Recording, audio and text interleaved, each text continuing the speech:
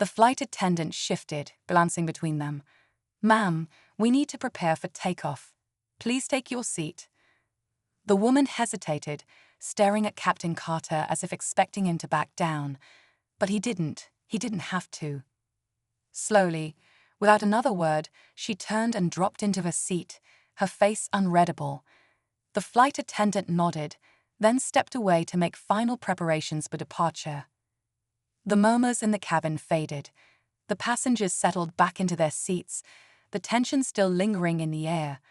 Captain Carter leaned back, closing his eyes for just a moment. He had fought many battles before, but this was different. And it wasn't over yet. The hum of the engines filled the cabin, but the tension still hung thick in the air.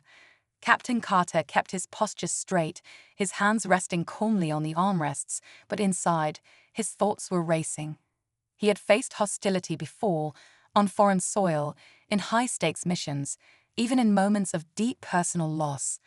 But there was something about this moment that felt different. Maybe it was the setting, maybe it was the silence from those who had watched it all unfold, or maybe it was the lingering question in his mind. Asterisk. Would this have happened if he weren't in uniform? Asterisk. The woman sat stiffly in her seat, her arms crossed tightly over her chest. She wasn't looking at him anymore, nor at anyone else. It was as if she wanted to disappear, to pretend none of it had happened. But it had happened, and everyone on that plane knew it. The flight attendant returned a moment later, her face unreadable. She crouched slightly next to Captain Carter's seat, lowering her voice. "I just want to say, I'm sorry you had to deal with that." Captain Carter gave a small nod, appreciating the gesture. But before he could respond, another voice cut through the moment. "Excuse me," the man in the suit from earlier spoke up again, this time directing his attention toward the flight attendant. "Has the captain been made aware of what just happened here?" A few passengers shifted in their seats, sensing that things weren't quite over yet. The flight attendant hesitated. "Sir, I think he should know," the man pressed. His tone wasn't aggressive, but it carried weight. An officer in uniform being disrespected like that's not something we just let slide. A murmur spread through the rows. The businessman near the front nodded in agreement. The young mother who had been watching intently earlier leaned forward slightly, her fingers gripping the armrest. Even the elderly man by the window finally turned his head, his expression unreadable but present. Captain Carter remained silent, watching the situation unfold in front of him. He didn't ask for this. He didn't seek attention or expect special treatment. But he also knew that silence, in moments like these, had a power of its own. The flight attendant stood, glancing toward the cockpit, clearly conflicted. Then, without another word, she walked briskly toward the front of the plane. The woman in question tensed at this, her eyes darting around as if searching for an escape. "This is ridiculous," she muttered under her breath, shaking her head. "I didn't do anything wrong." Another murmur rippled through the cabin. Someone let out a quiet chuckle, not of amusement, but disbelief. Captain Carter turned his head slightly, just enough to look at her. His voice was quiet, steady. "Ma'am, I hope one day you understand what just happened here." She scoffed but didn't reply. Minutes passed, but they felt like an eternity. Then, just as the plane doors were being secured for departure, movement came from the front of the cabin. The flight attendant had returned, but this time she wasn't alone. A second uniformed officer, one of the airline crew, stepped forward. His face was serious, his eyes scanning the scene as he took a deep breath. "The captain has been informed," he said, his voice loud enough for several rows to hear. He turned his gaze toward the woman. "Ma'am, I'm going to need you to come with me." The entire cabin went still. The woman's face drained of color. "What?" she asked sharply. "You need to step off the plane," he repeated, his tone professional but firm. "We cannot allow a passenger to make others feel unwelcome, especially when that passenger is one of the very people who serve to protect this country." Captain Carter exhaled slowly, watching as the moment unfolded in front of him. He hadn't asked for this outcome, but in some way, it felt like justice was being served. The flight was supposed to be just another routine trip for Captain James Carter, a decorated Army officer returning home after months of service overseas. Dressed in his neatly pressed uniform, he quietly made his way down the aisle, his first-class ticket in hand, ready for a rare moment of comfort before reuniting with his family. But what should have been a smooth, uneventful boarding experience quickly turned into something far worse, something that would test his patience, dignity, and resilience in ways he never expected. As he settled into his seat, a woman a few rows back narrowed her eyes at him. At first, he thought nothing of it. Perhaps she had mistaken him for someone else. But within moments, she stood up, her voice sharp and unwavering, cawing over a flight attendant. The other passengers turned their heads, sensing the tension. "There must be a mistake," she said, her tone laced with disbelief. "This man shouldn't be in first class." The flight attendant hesitated, glancing at Captain Carter, then back at the woman. "Ma'am, he has a ticket for this seat," she said politely, trying to diffuse the situation. But the woman wasn't satisfied. "No," she insisted, crossing her arms. "I paid a lot of money for my seat, and I don't feel comfortable sitting near someone like him." A heavy silence fell over the cabin. The words hung in the air like a dark cloud, making it painfully clear what she meant. Some passengers shifted uncomfortably in their seats, while others exchanged uneasy glances. Captain Carter, however, remained composed. This wasn't the first time he had encountered ignorance, but it still stung. He had fought for his country, sacrificed time with his loved ones, and put his life on the line, all so that people like her could live freely. And now here he was, being treated like he didn't belong. The flight attendant looked torn, unsure of how to handle the situation. And then something unexpected happened. Captain Carter took a deep breath, sat up straight, and turned to face the woman. His response was so powerful, so deeply moving, that by the time he finished speaking, there wasn't a dry eye on the plane. What did he say? What happened next? Stay tuned, because this is a story you won't want to miss. Captain Carter turned slowly, his steady gaze meeting the woman's cold, unrelenting eyes. He could feel the weight of the moment pressing down on him, the silence in the cabin growing heavier by the second.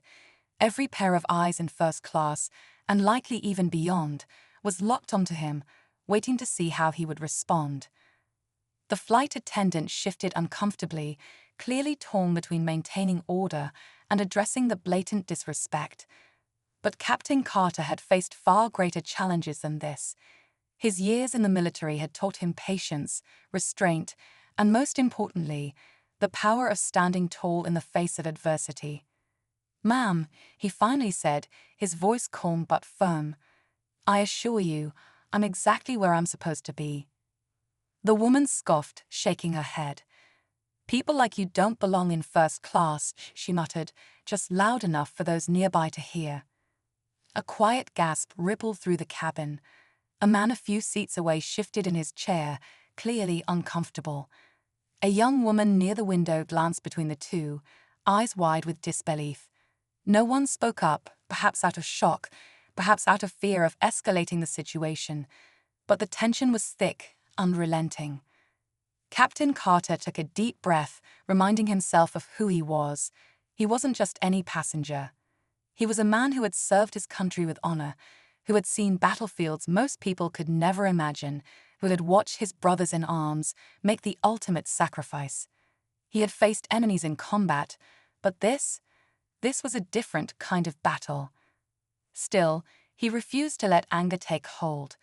He had learned long ago that dignity speaks louder than rage. "I fought for this country," he said, his voice steady. "I've spent years away from my family so people, all people, can have the freedom to travel, to work, to live as they please." He paused for a moment, letting the words sink in. "I earned this seat, just like you did." The woman opened her mouth as if to argue, but something in his tone made her hesitate. For the first time, her expression faltered. A murmur spread through the cabin.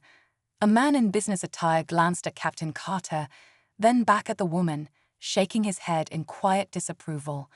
Another passenger, an older woman, gave him a small nod of encouragement. The woman's mouth opened and closed, as if searching for the right words, but none came. The reality of the situation was settling in, and for the first time, she looked uncertain. Passengers watched in silence, waiting, watching. The moment of reckoning had arrived. The woman's face twisted in disbelief. Her fingers gripped the armrests as if anchoring herself to the seat. "You can't be serious," she said, her voice a mix of anger and desperation. "I pay for this seat. You can't just remove me." The airline officer remained calm. "Ma'am, if you don't come voluntarily, we'll have to call security." A wave of hushed whispers spread through the cabin. A few passengers exchanged glances, some looking satisfied, others simply stunned by how quickly things had escalated. The woman's eyes darted around, as if searching for someone to defend her, but no one spoke up. Then, just as the tension reached its breaking point, Captain Carter shifted in his seat. His voice, though quiet, carried enough weight to make everyone pause. "Wait," he said. The airline officer turned to him surprised. The woman froze, staring at him with a mix of suspicion and confusion. Captain Carter exhaled, measuring his words carefully. "I don't think she needs to be removed." A ripple of shock moved through the cabin. Even the businessman who had spoken up earlier raised an eyebrow. The flight attendant hesitated, looking between them. The woman, for the first time, seemed completely speechless. The airline officer furrowed his brows. "Sir, with all due respect." "I appreciate what you're doing," Captain Carter interrupted, his tone steady. "And I won't deny that what happened was wrong. But forcing her off this plane, that's not the lesson she needs to learn." Passengers shifted in their seats, hanging on to his every word. Some looked confused, others curious. Captain Carter turned to face the woman directly. "You wanted me gone," he said. "You didn't think I belonged here. But I do. And so do you." He let the words settle before continuing. "I could let you be removed, let you walk off this plane humiliated. But what does that really change?" The woman swallowed, her expression unreadable. He leaned forward slightly. "I've been in places where people truly didn't belong, on battlefields where the difference between life and death was a matter of seconds. I've seen people sacrifice everything for strangers they've never met." He paused. "So if you really believe I don't deserve to be here, then take a good look at yourself and ask, do you?" The silence that followed was heavier than before. The woman's fingers twitched on the armrest. She looked around again, but this time it wasn't for support. It was different now. The weight of what had happened seemed to settle on her shoulders, pressing down with a force she hadn't expected. The airline officer cleared his throat. "Sir, are you saying you'd prefer she stays?" Captain Carter nodded. "I'm saying she has a choice. She can stay in that seat, take this flight, and think about what happened today. Or she can walk off this plane and carry this moment with her for the rest of her life." The woman's breath hitched slightly. The entire cabin felt like it was holding its collective breath, waiting to see what she would do. Would she walk away in anger? Would she stay and confront what she had done? The decision was hers, and everyone was watching. The woman's hands tightened on the armrests. Her face, once filled with defiance, now flickered with something else: uncertainty. The weight of Captain Carter's words hung in the air, pressing down on her as the entire cabin waited.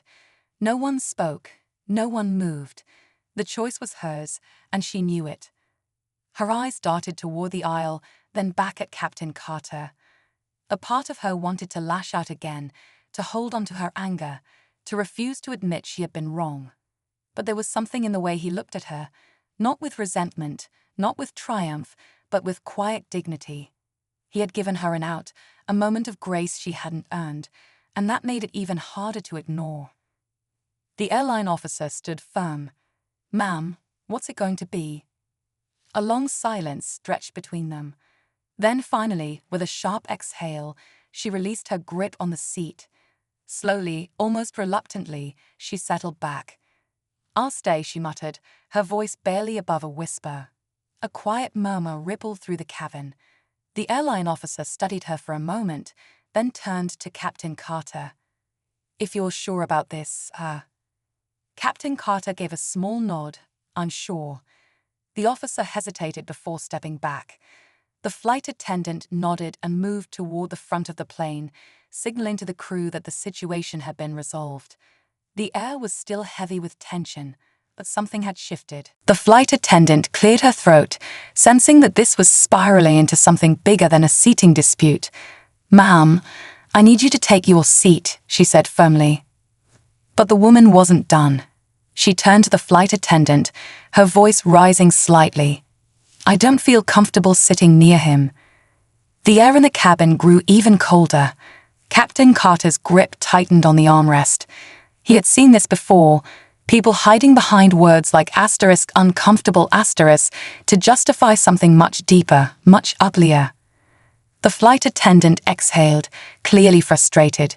She looked at Captain Carter, then at the woman, as if weighing her next move carefully. Passengers around them were still watching, waiting.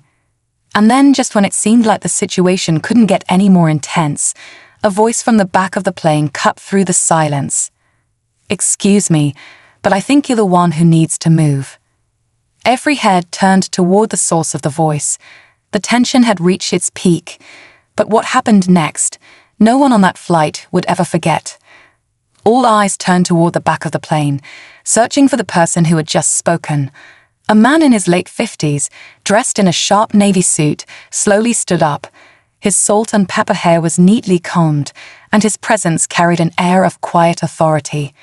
He took a step forward, his gaze locked onto the woman who had caused the commotion. "I've been sitting here watching this unfold," he said, his voice calm but firm. "And I have to say, it's disturbing." The woman's face flushed. "I was just—" "No," the man interrupted, shaking his head. "You weren't just doing anything. You singled out a man who has served this country, and for what? Because you didn't seeing him here." The cabin remained eerily silent. Some passengers avoided eye contact, others nodded in quiet agreement. Even the flight attendant seemed relieved that someone had finally said what so many were thinking. The woman's posture stiffened. "I have a right to feel comfortable in first class," she said defensively. The man let out a short breath, almost a laugh, but there was no humor in it. "Comfortable?" He glanced at Captain Carter, then back at her. "Let me tell you something about comfort. He stepped closer, his voice unwavering. "I served in the Air Force. My father served before me. And let me tell you, there is nothing comfortable about war. There is nothing comfortable about spending months, years even, away from your family. There is nothing comfortable about watching your friends make sacrifices so the rest of us can sit here, on a plane, in first class, arguing over comfort. The woman's mouth opened slightly, but no words came out. A heavy silence filled the space between them. Captain Carter hadn't moved. He was still sitting, still watching, but something in his chest tightened. He wasn't used to people stepping in like this. Not in moments like these. The man turned to the flight attendant. "If anyone should be reconsidering their seat, it's not him," he said, nodding toward Captain Carter. "It's her." A few passengers murmured in agreement. Someone near the window clapped softly. Another person let out a quiet, "That's right." The woman's expression darkened. "I paid for this seat," she snapped. The flight attendant, who had remained silent until now, straightened her shoulders. "And so did he," she said, her voice carrying more authority this time. The woman clenched her jaw, looking around the cabin as if searching for someone to take her side. But no one did. A businessman avoided her gaze. A young mother shook her head slightly. An elderly man sighed and looked out the window. She was alone in this. The tension in the air was suffocating. Captain Carter finally exhaled, slowly, measuring his words before he spoke. He wasn't looking for a fight. He never had been. But he also wasn't about to let this moment slip away without making something clear. "Ma'am," he said, his voice calm but unshaken, "I didn't come here looking for trouble. I came here to get home, just like you." He paused, letting his words settle. "But the difference between you and me? I've spent my life making sure everyone, including you, has the freedom to sit wherever they choose." The woman's lips pressed together into a thin line. It was clear she wanted to say more, to argue, to push back, but something held her back. Maybe it was the eyes of the passengers around her. Maybe it was the weight of the moment finally sinking in. Or maybe, just maybe, she realized she had already lost.